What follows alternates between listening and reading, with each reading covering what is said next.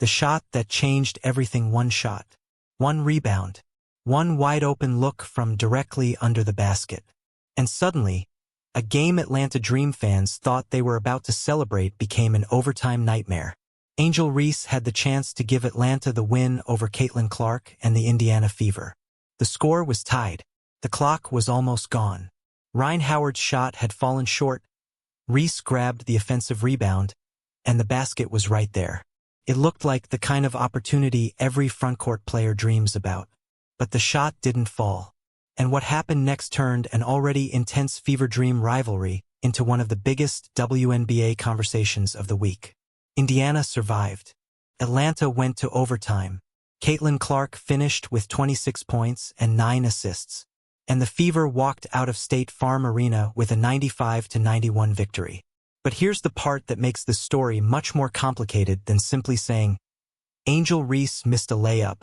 Because if you only look at the final shot, you're missing the entire game. And you're definitely missing what happened afterward. So stay with me, because by the end of the story, you'll see why that one miss became such a massive talking point, why Caitlin Clark's reaction went viral, why Angel Reese's overall performance deserves more attention than the miss itself, and why this game may say much more about Atlanta's late-game offense than it does about one player. And if you enjoy breakdowns like this, make sure you subscribe, because we're covering the biggest moments in women's basketball as they happen. Let's go back to the beginning. The Indiana Fever entered the matchup at 23-12, while Atlanta came in at 21-13. That matters. This wasn't a meaningless August game between two teams simply trying to finish the regular season. These teams were fighting in the upper half of the Eastern Conference, and the result had genuine playoff seeding implications. Indiana eventually moved to 23-12 with the victory, while Atlanta fell to 21-13. And the game itself was exactly what you would expect from these two teams. Physical, competitive, fast, and full of momentum swings. The opening quarter ended tied at 21. Then Atlanta completely changed the temperature of the game. The Dream closed the second quarter on a 17-4 run and went into halftime leading 44-40. That wasn't a fluke. Atlanta was making Indiana uncomfortable. The Dream continued that pressure into the third quarter and eventually built an 8-point advantage. At one point, it looked like the Fever were in serious trouble. Indiana's offense had to find another gear, and that's exactly what happened. The fourth quarter became the turning point. Indiana outscored Atlanta 17-9 in the final period, erased the deficit, and forced overtime. Think about that. Atlanta had controlled long stretches of the game. The Dream had the home crowd behind them. They had the lead going into the fourth. And yet Indiana found a way to drag the game all the way to the final possession. That's when the pressure became enormous. This is where the online conversation needs some context, because the viral clip makes it easy to forget what Angel Reese actually did during the game. Reese finished with 15 points, 14 rebounds, and 6 assists. That was another double-double for a player who has built her reputation around relentless work on the glass. She wasn't invisible. She wasn't irrelevant. And she wasn't simply standing around for 4 quarters waiting for one shot. In fact, Reese helped Atlanta erase a 9-point second-quarter deficit, and her energy on the boards was a major part of Atlanta's ability to stay alive. That's important because criticism of the final possession can be completely fair without pretending the rest of her game didn't happen. Those two things can exist at the same time. A player can have a strong overall performance and still make a costly mistake. That's sports. And Reese's teammates understood that. After the game, Alicia Gray made it clear that she didn't view one person as responsible for the loss. She emphasized that Reese normally makes that kind of shot and that the team needed to encourage her rather than pile on. That's a very different picture from the idea that the entire Atlanta locker room turned against Reese. The actual story is more interesting. Atlanta had a chance. Reese had a chance. The shot didn't fall. And Indiana took advantage. Now picture the scene. The score is tied 81-81. The clock is almost gone. Atlanta has one final opportunity. Rhyne Howard gets the ball and takes the shot. It misses. But Reese is exactly where you would want your best rebounder to be. Under the basket. She grabs the offensive rebound. And suddenly, the game is sitting in her hands. No complicated jumper. Number 30'3".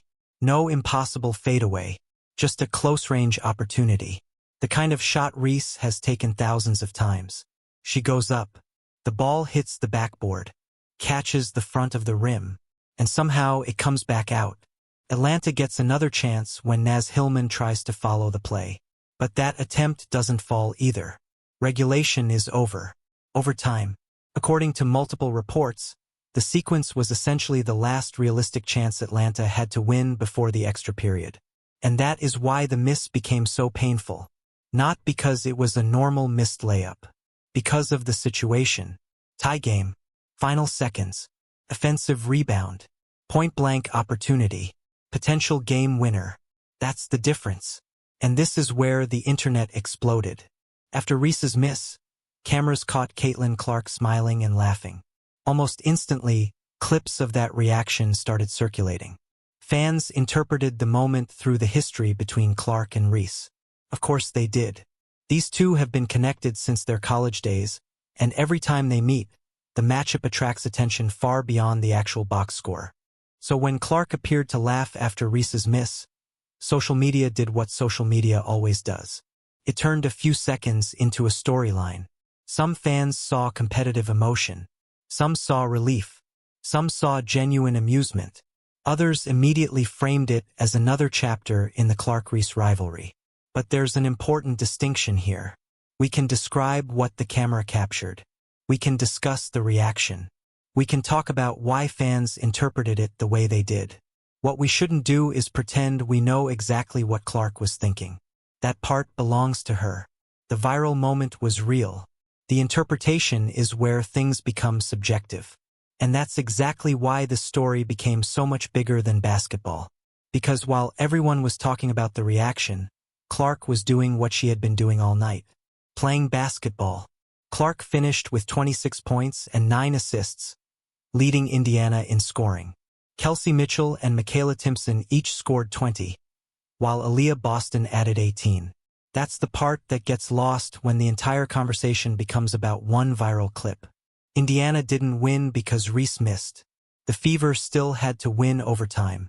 And they did. They outscored Atlanta 14-10 in the extra period. That 4-point margin was the difference between a heartbreaking loss and a huge road victory. Clark also made a smart late-game decision that became another memorable moment. After securing a rebound near the end of overtime, she threw the ball down the floor rather than waiting around for Atlanta to foul her, allowing the clock to expire. CBS Sports reported that Clark joked afterward that she had been saving that move for a while.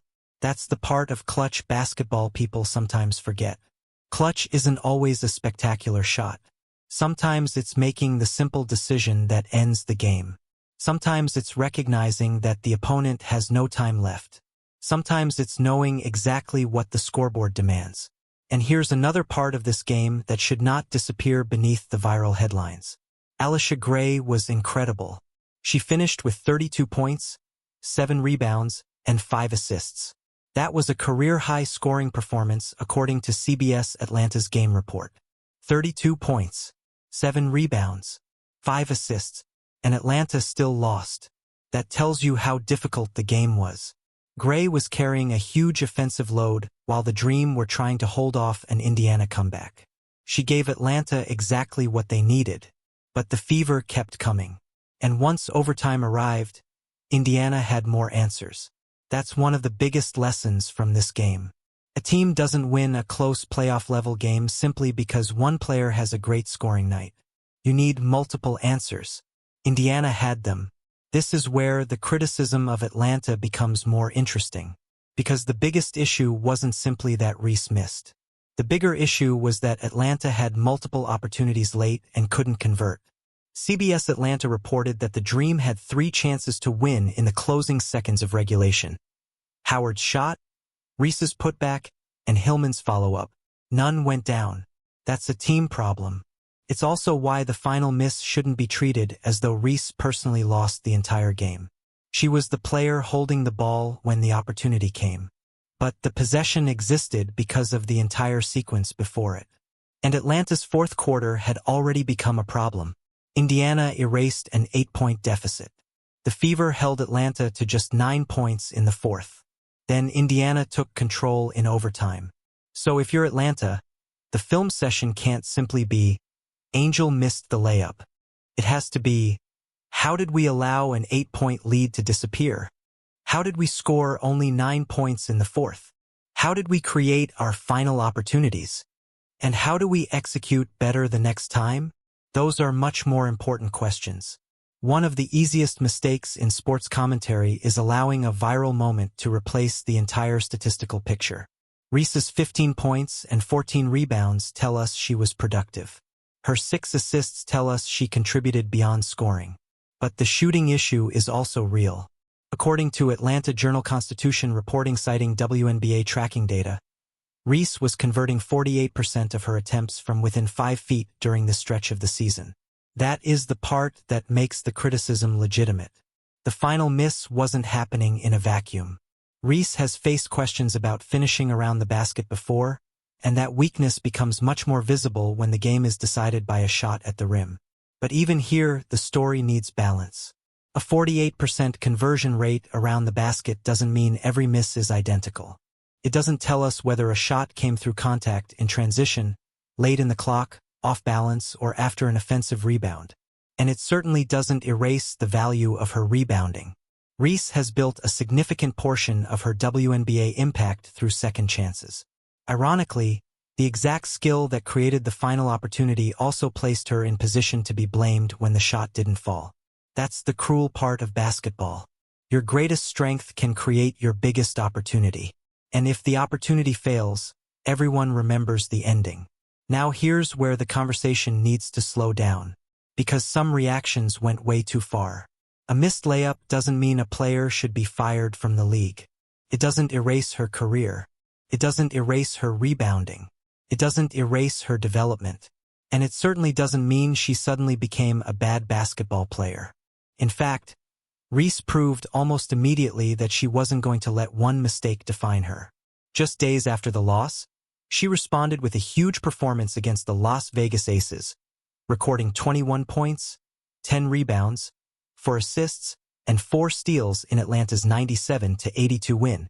That's important, because the best response to a painful mistake isn't arguing with everybody online. It's playing the next game. Reese reportedly said she had trouble sleeping after the missed layup. That tells you how seriously she took the moment. And then she came back and produced. That's what competitors do. They remember the mistake.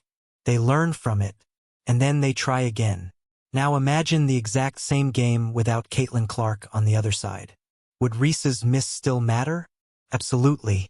But would it have become one of the biggest WNBA stories of the week? Probably not. That's the power of this rivalry. Clark and Reese don't need to say anything for the matchup to generate attention.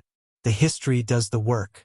The 2023 college championship game created the original national storyline.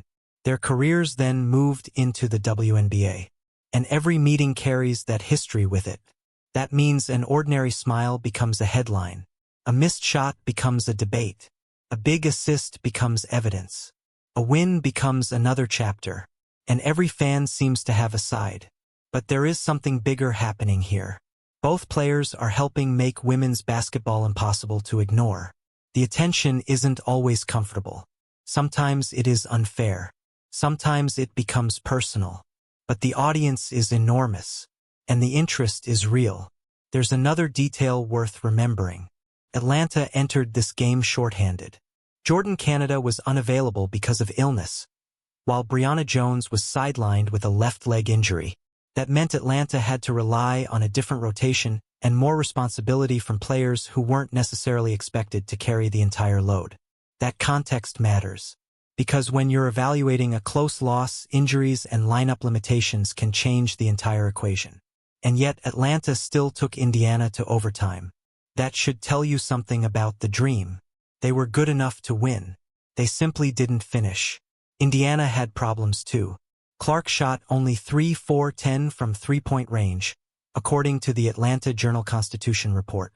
So this wasn't Clark hitting every shot and destroying Atlanta. It was a competitive game in which both teams had weaknesses. The difference was that Indiana found enough answers when the game reached its most important moments. The simplest explanation is depth. Look at the scoring. Clark, 26. Mitchell, 20. Timpson, 20. Boston, 18. For Fever, players scored at least 18 points. That is incredibly difficult to defend. If you slow down Clark, someone else can hurt you. If Mitchell gets hot, Boston can attack inside. If the defense collapses, Timpson can punish the opening. That's what makes Indiana dangerous. And it also explains why the final Reese miss shouldn't be treated as the entire reason Atlanta lost. The Fever had multiple contributors. Atlanta got a massive scoring night from Gray. Reese dominated the glass. But Indiana had more balanced production when it mattered most. That balance eventually won the game. So where does Reese go from here? The answer is simple. Back to work. The next stage of her development isn't about proving every critic wrong. It's about improving the details. Finishing, shot selection, efficiency, decision-making, and becoming even more dangerous offensively. Because her rebounding already gives Atlanta something most teams can't easily replicate. If she can become a more reliable finisher around the basket, the entire equation changes. Imagine a player who can dominate the offensive glass, create second chances, defend multiple actions, pass from the front court, and consistently convert the shots those rebounds create. That's a nightmare matchup. And Reese is still developing. She's not finished. Not even close. Clark has her own challenge. The standard around her is enormous. Every game is analyzed. Every shot is clipped. Every reaction becomes a debate. But against Atlanta, she showed why Indiana trusts her late. 26 points, 9 assists, a road win, and enough control in overtime to help the Fever close it out. The fascinating part is that Clark didn't have to destroy Atlanta by herself. She had teammates producing. That's what makes Indiana so dangerous. Clark can be the engine without having to be the entire car. And as the postseason approaches, that's exactly the type of basketball Indiana needs. Still, despite all of that, one image will probably remain attached to this game. Reese under the basket, the clock nearly gone, the ball in her hands, the rim right in front of her, then the miss, then the overtime, then Clark's reaction, then the Fever celebrating a 95-91 road victory.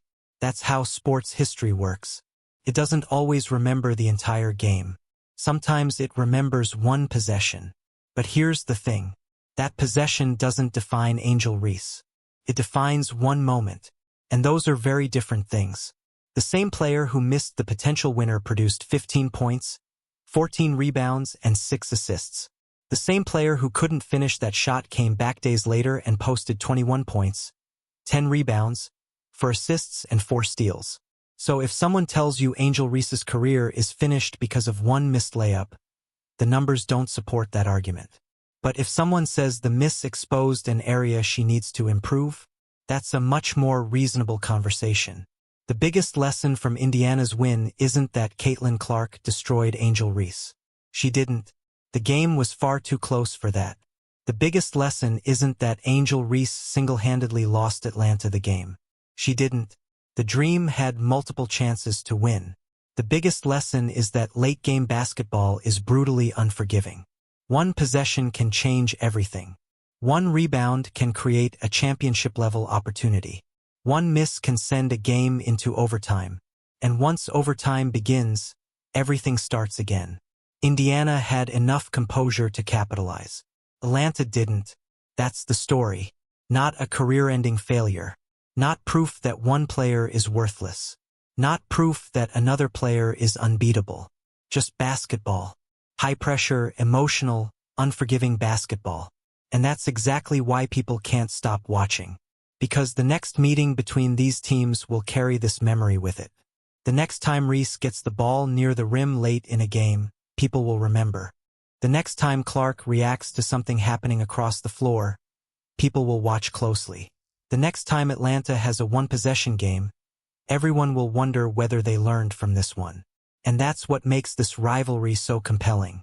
The story isn't finished. It's barely getting started. So yes, Angel Reese missed a shot that could have won the game. Yes, it was a brutal miss. Yes, Caitlin Clark's reaction became a viral moment. And yes, Indiana took advantage and escaped Atlanta with a 95-91 overtime victory. But don't let the internet convince you that one possession tells the entire story. Reese still grabbed 14 rebounds. She still recorded a double-double. Alisha Gray still scored 32. Atlanta still pushed Indiana to the limit despite missing key players. And Indiana still needed overtime to finish the job. That's the real story. The pressure is going to keep increasing. The rivalry is going to keep getting louder. And every time these two teams meet, somebody is going to walk away feeling incredible while somebody else has to deal with the kind of mistake that gets replayed over and over. For Angel Reese, the only answer is the one she already gave on the court after this loss. Come back, play harder, and make the next one. If you enjoyed this breakdown, subscribe to the channel, turn on notifications, and stay locked in for more WNBA stories, game reactions, player breakdowns, and the moments everyone will be talking about. Because if this game proved anything, it's that the next chapter can change in a single possession.